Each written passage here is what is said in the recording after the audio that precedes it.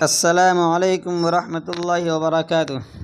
ساتھیو، اگر آپ STET 2025 کی تیاری کر رہے ہیں تو یہ ویڈیو آپ کے لیے بہت ہی اہم ہونے والا ہے۔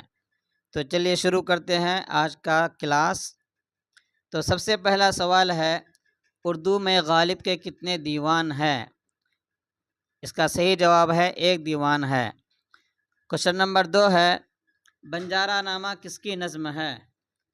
اس کا صحیح جواب ہے نذیر اکبر آبادی کا۔ تیسرا کوشچن ہے، اردو کی پہلی تنقیدی تصنیف مقدمہ شعر و شاعری کے مصنف کون ہے؟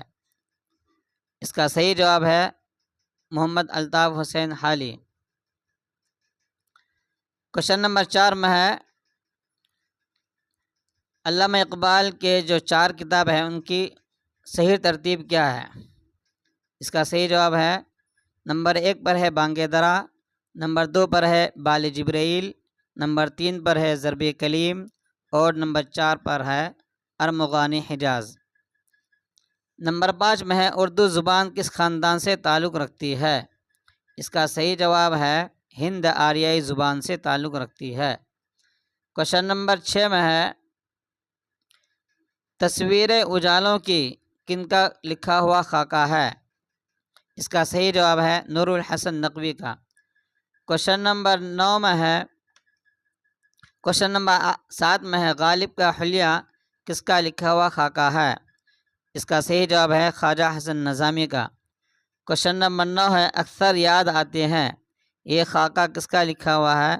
مظہر امام کا۔ کوشچن نمبر 9 ہے، انشائیہ دعوت یا پھر چارپائی کے خالق کون ہے؟